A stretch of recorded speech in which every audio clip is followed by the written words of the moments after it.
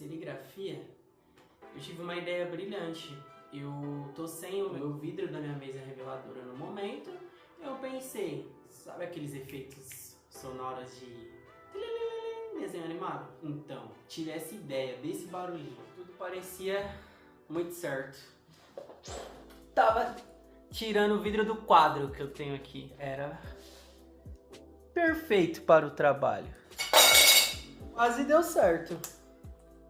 Ali, o quadro estava aqui, ao lado desse, colado com aquelas colas super fortes. Ele caiu no chão 2 vezes e não quebrou. A última vez, ele caiu literalmente de frente. Ele caiu literalmente de cara e não quebrou. Mas eu...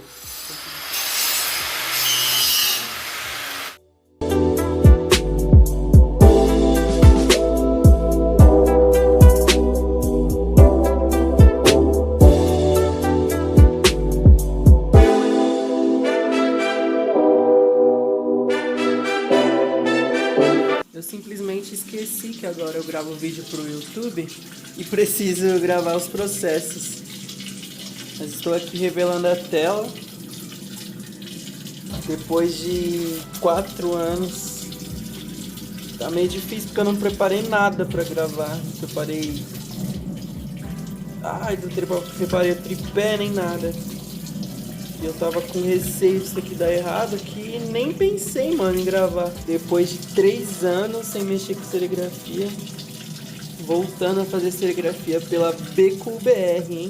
Essa marca é minha paixão. Eu desisti da serigrafia porque eu tava perdendo muito material e tal, e acabei desistindo. Mas agora se tornou necessário pela minha marca de roupa. E tamo aí. Depois eu mostro o resultado dessa tela. Aqui já é outro dia. Eu estou coando o café de uma forma improvisada. Café somente para uma pessoa é mais difícil de fazer esse resultado. Essa é até aqui tudo certo. Essa é a matriz. Chamamos de tela também. Uma letra deu errado. Assim como o mapa. Essas duas eu gravei ontem. E o mapa foi esse único detalhe, deu errado. Essas outras aqui embaixo são telas antigas que eu vou ver se eu consigo desgravar pra usar esse mesmo poliéster. E essas aqui eu vou tentar gravar de novo, pra depois gravar em outras telas. E essas aqui depois eu vou desgravar também e usar o mesmo poliéster. 3 anos sem trabalhar com serigrafia. Agora a volta são tentativas e erros, assim como na outra época. Mas uma hora vai dar certo. Ainda não sei se foi falta de secar. Acredito que foi. Porque tempo demais na mesa de luz, não sei. Porque ela até que foi fácil revelar. Foi indo de boa. E essas letras aqui que são bem fininhas, foi de boa revelar todas. Eu acredito que foi falta de secar mesmo. E vamos aí. É trabalhoso, mas depois de ver a camiseta pronta é recompensante, mano. No escuro, tem um pouco de luz entrando, ainda não é o ideal. Mas eu fui fazer esse processo à noite, acabou dando errado. E agora outro dia amanheceu. E aqui é a emulsão e a sensibilizante. Tô fazendo metade desse recipiente. E o total tem 100. Então tô fazendo 50 ml.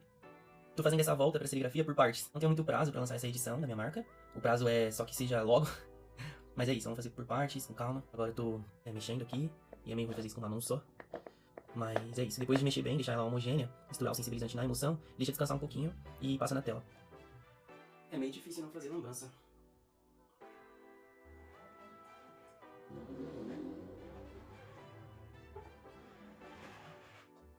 O começo é assim mesmo. Recomeço.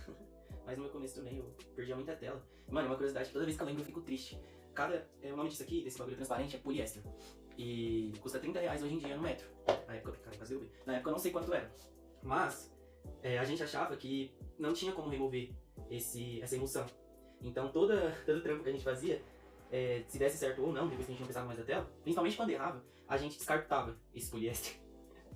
E era no sentido literal, a gente vinha com um estilete cortando ele, arrancando ele da tela e colocando novo. Então só nessa brincadeira, a gente gastava muito dinheiro, mano.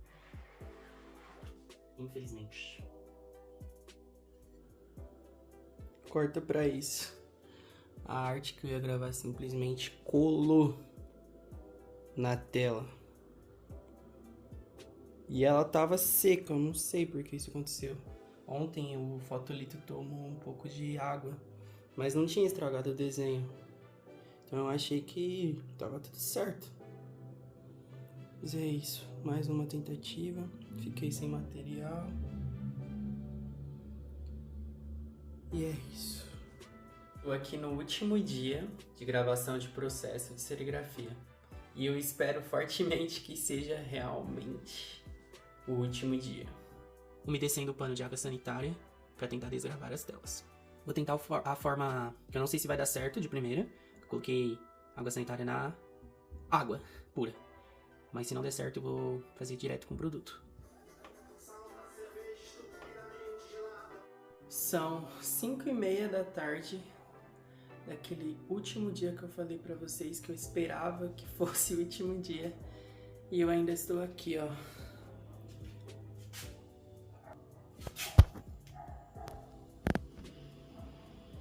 O bagulho é foda. Já não tenho nem mais braço pra esfregar, mano. Então, explicar o que aconteceu nos últimos anos, né? Bom, mas que problemão. Que problemão, hein? Bom, vamos pular pra 2024. Porque a história do início, que conta todos os detalhes, é muito longa. Em 2024, éramos em 4 na história da Bico. Mal sabia lidar comigo mesmo, sozinho. Sempre fui muito perfeccionista e as metas estavam altas, o pessoal tava na sede, na sagacidade de fazer aquela marca dar certo. E eu tinha muito medo, qualquer coisinha eu ficava querendo fazer algo grandioso, quando na real só precisava ser feito. Deu um estalo na minha mente, eu falei, mano, eu nunca estive sozinho. Desde que eu criei a Bico sempre foi outras pessoas envolvidas e eu preciso andar, tá ligado? Andar com as minhas próprias pernas. Tô, de certa forma, segurando eles aqui. Até que eu fui, mandei mensagem e mandei no grupo da firma. Não são vocês, sou eu. Ponto. Removi todo mundo do grupo e saí. Brincadeira. Foi dessa maneira. Mas foi meio que isso. Tá tudo tranquilo pra galera. Pra mim não, mano. A minha mente estava a milhão. Sou uma pessoa muito pilhada, sistemática. Nossa, a lista é bem extensa. Porque assim, não era o momento certo pra eu ser de fato um gestor. O melhor que eu pude na época, sabe? Explicar o que estava acontecendo. E aí desde então eu toquei a marca sozinho. Mas não andei tocando muito. Acabei brincando todo o corre da marca em 2024. 2025, raríssimas coisas. Eu tive bloqueios criativos. E, mano, eu sou uma pessoa muito... Já falei perfeccionista, mas a minha mente não tava funfando, sabe? Só que depois disso, eu me travei. Não por conta de estar sozinho e buscar validação. Porque eu continuei fazendo isso, brincadeira. Por eu ser uma pessoa perfeccionista, eu só mudei os problemas. A questão de sempre querer mais. Lançava uma camiseta e eu queria que o próximo lançamento fosse melhor que o anterior. Não que isso é um problema. Isso jamais vai ser um problema. Mas eu buscava coisas que não estavam pra mim naquela época. Acabava se tornando um problema mesmo, sabe? Exemplo, a embalagem. A embalagem básica, o menos é mais. Não tinha embalagem lá de plástico. Aí eu queria inventar uma embalagem super foda que ia demandar tempo e dinheiro. Dinheiro é uma coisa que eu não tinha, é uma coisa que eu não tenho. A grande questão, o ponto positivo é que eu arrumava uma forma de fazer aquilo. Perfeito, isso é muito bom. Mas perdi horrores de tempo, era meses. Uma coisa que era só uma camiseta, só uma estampa, não podia nem ser chamado de coleção, era lançar uma camiseta. Eu transformava aquilo em um evento grandioso. Entendeu a raiz do problema? A questão era o meu lado perfeccionista mesmo, o meu lado de filosófico de ver as coisas. E foi por isso que eu parei. Foi por isso que eu me travei. Em 2024, eu ainda comemorei o aniversário de 2 anos da Bico. Foi uma edição que revivia as camisetas do início. E foi o princípio do fim. Eu não estava tão empolgado mais para fazer as coisas, não tinha aquele brilho, não tinha a mesma magia, sabe? Eu decidi ir parando. Eu nunca cheguei no perfil oficial da Bico e falei, pessoal, estamos dando um tempo, tá ligado? Não fiz isso, coisas para me preocupar. Quando o meu lado criativo tava a milhão, eu arrumava novas ideias para me travar. Era como se eu quisesse pausar o meu possível sucesso. Quando eu estava para lançar algo que ia mudar a minha realidade naquele momento, eu ia lá e pausava aquilo, arrumava uma forma de demorar mais, sabe? Me auto-sabotando mesmo. Após essas questões criativas também, naquele momento eu só trabalhava com a Beko, eu tinha tempo livre. Comecei a ajudar a minha família, ajudar a minha mãe na reforma da casa nova e não fui dedicando tanto tempo na Beko. Acabava não regando o meu sonho. Era mais uma desculpa, sabe? É uma autossabotagem. Mais um motivo para eu me autossabotar. Eu estava tendo tempo, quando a reforma acabasse eu voltava a trabalhar na marca. E a reforma acabou durando mais do que a gente imaginava, uma coisa que era para ser feito em 2, 3 meses. Eu não vou deixar de fazer a marca dar certo por causa de 2, 3 meses, porque eu me desanimei. Não foi tipo o problema da reforma em si, de eu me colocar à disposição disso, mas foi problema meu mesmo, sabe? De gestão de tempo, prioridade. Quando eu estava sozinho na marca, que eu finalmente podia passar por esse processo de desenrolar as coisas mais sozinho, trabalhar e sim, tudo eu ia em busca de validação, sabe? Seja da minha namorada, minha mãe, da minha irmã, de outras pessoas, sempre em reprovação das minhas próprias ideias. O lance da reforma foi mais uma coisa que eu adotei, sabe? Falei, pô, tomar essa responsabilidade pra mim e poder dar um tempo na minha marca. No meio disso eu criei um novo negócio com a minha namorada, eu consegui criar um novo negócio que foi uma salvação para aquele colapso da minha mente. E também para questões financeiras, né? Ninguém é de ferro, mano. A gente não sobrevive só de arte, simplesmente a gente não sobrevive só fazendo o que a gente quer, fazendo o que a gente gosta. Então, a Beko virou isso, sabe? Eu fui muito para esse lado só artístico e me esqueci que era realmente uma empresa. Precisava me preocupar com prazos, com metas, fazer metas, cumprir as metas. E afinal, o que importa é o dinheiro, né? Por mais que a gente queira fazer uma parada de verdade mesmo, sabe? O dinheiro sempre fala no final. Foi uma das paradas que travou também. Fui muito pro lado criativo e acabei me esquecendo que aquilo se tratava de uma empresa, afinal de contas. Agora a Beko vai voltar, mano. Não é o tão esperado esclarecimento da Beko vindo a público falar que a marca realmente acabou. Não, é um até breve. Brincadeira, é um até já. A marca vai voltar, mano. 3 meses serviram para muitas coisas. 2 anos consecutivos de marca, 2022 a 2024. Realizamos muitas coisas, mano. Vivemos muitos momentos, construímos uma comunidade, fizemos muitas descobertas. Eu aprendi muita coisa, muitos sonhos que eu consegui realizar com a minha marca com apenas 500 seguidores, tá ligado? Acredito que todos os planos e metas que eu tinha quando eu me juntei com a minha ex-sócia para criar a Beko, naquele instante todos os sonhos foram realizados, tá ligado? Até 2024, pra mim. E agora em 2026 são outras metas, mano. Agora eu sou um adulto. Estamos em 2026, tá ligado? Agora eu sou outra pessoa.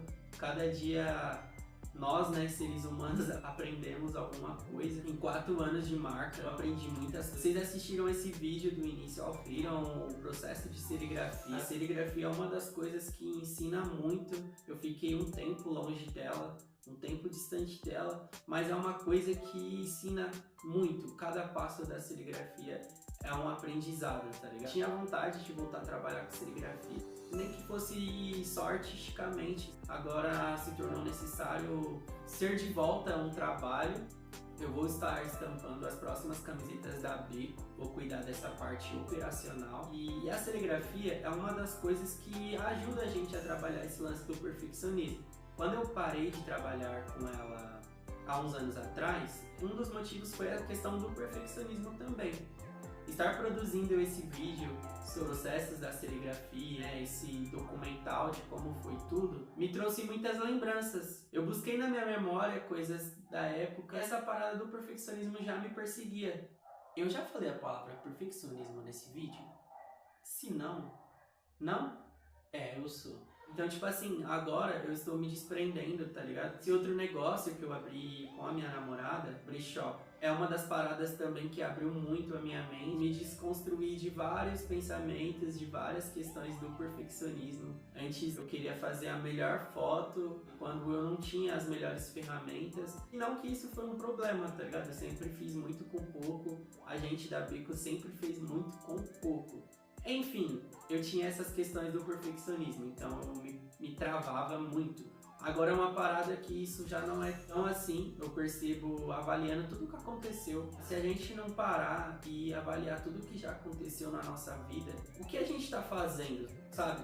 Qual que é o propósito disso tudo, afinal? A minha ideia com a Beco, desde o início, que foi uma das metas cumpridas, mas que ainda é uma das metas, que ainda é uma realidade, é sobre propósito também, é levar essa mensagem de amadurecimento, o que realmente importa na nossa vida, sabe?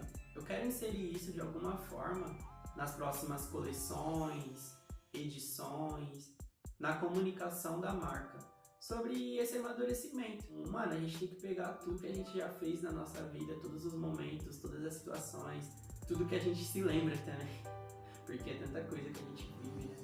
Mas todo o processo, mano, porque quando você chega lá, quando acontece alguma coisa, o que realmente, tipo assim, você passou mais tempo no processo do que no resultado final, sabe? Que nem eu, no início da Beco, tinha metas.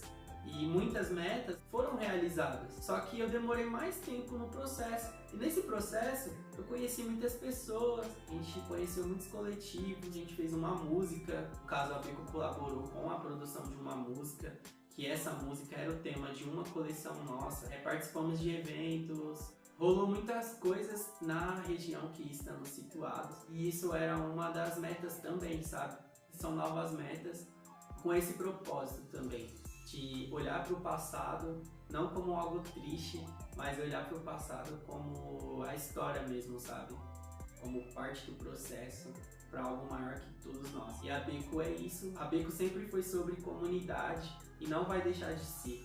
Para você que está assistindo esse vídeo até agora, eu te convido a acompanhar a Beco, Beco UBR no Instagram. Te convido a fazer parte dessa comunidade. Queremos resgatar todos vocês que faziam parte disso, e independente de todas as diferenças, todo o tempo que passou, eu sei que você lembra esse movimento que a gente fazia regionalmente. A meta agora é levar isso para fora, partir de São Paulo para todo o Brasil e para o mundo. Então fica o convite.